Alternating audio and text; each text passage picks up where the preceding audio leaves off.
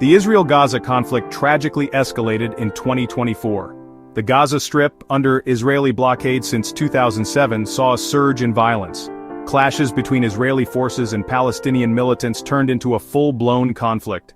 Heavy bombardments from both sides led to widespread devastation. Thousands of homes were reduced to rubble, displacing families. Hospitals and schools were overwhelmed by casualties. The humanitarian crisis in Gaza worsened, pushing the population into despair. Calls for a ceasefire were met with resistance as both sides remained determined. The conflict highlighted the urgent need for a just and lasting peace. The Gaza Strip, home to over 2.3 million Palestinians, is one of the most densely populated areas in the world. It has long been described as an open-air prison, with its borders tightly controlled and movement severely restricted. The 2024 conflict deepened the humanitarian crisis, pushing Gaza to the brink of collapse. The relentless bombings and destruction have left the region in ruins. The Gaza Health Ministry reported over 23,000 deaths and 51,000 injuries in 2024 alone, a staggering toll on the population. Hospitals already operating with limited resources were overwhelmed by casualties. Medical staff worked around the clock, but the sheer number of injured was too much to handle. Many were forced to turn away patients, lacking the capacity to treat them. The scenes outside hospitals were heart-wrenching, with families desperate for help. The destruction of homes, schools, and infrastructure left thousands displaced. Families were left without shelter, and children without education.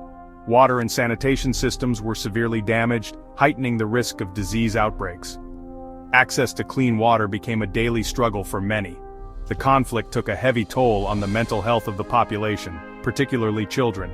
The trauma of war left deep psychological scars.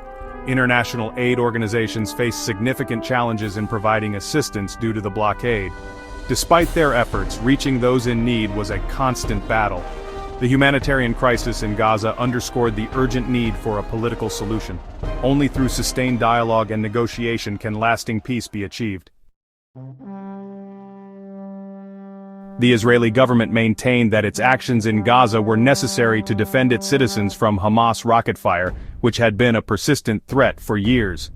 They argued that Hamas posed an existential threat that required a decisive military response, emphasizing the need for security. The indiscriminate rocket attacks from Gaza into Israeli cities left them with no choice but to retaliate, aiming to protect their civilians. The Hamas attack of October 7, 2023, which killed over 1,000 Israelis, hardened public opinion, and increased calls for action. Domestically, the Israeli public was deeply divided over the conflict, with some supporting military action and others calling for peace.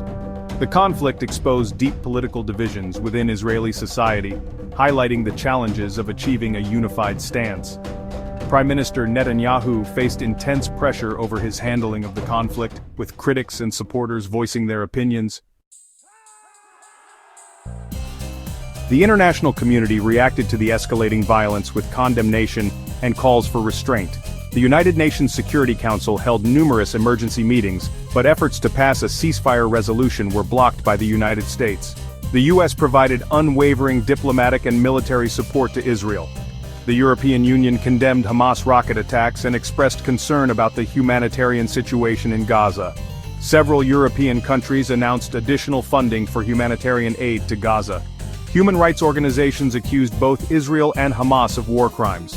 Efforts to launch independent investigations faced significant obstacles. Amidst the geopolitical maneuvering, personal stories of ordinary people captured the human cost of the conflict. These stories reveal the profound impact on individuals and families, often overshadowed by the larger political narrative. In Gaza, families huddled in fear as bombs rained down, their homes reduced to rubble. The constant threat of violence left them in a perpetual state of anxiety and uncertainty. Ayman Shagnoubi, a young woman from Gaza City, lost her brother, sister-in-law, and their 3 children in an airstrike. Her story is one of many that highlight the personal tragedies behind the statistics.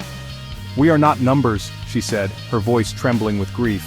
Her words echo the sentiments of many who feel their personal losses are often overlooked. In Israel, families grappled with the trauma of war, comforting children terrified by air raid sirens. The fear and uncertainty were palpable, affecting every aspect of daily life.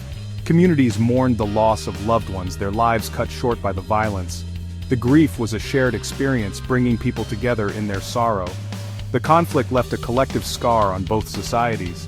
The physical and emotional wounds will take years, if not generations, to heal.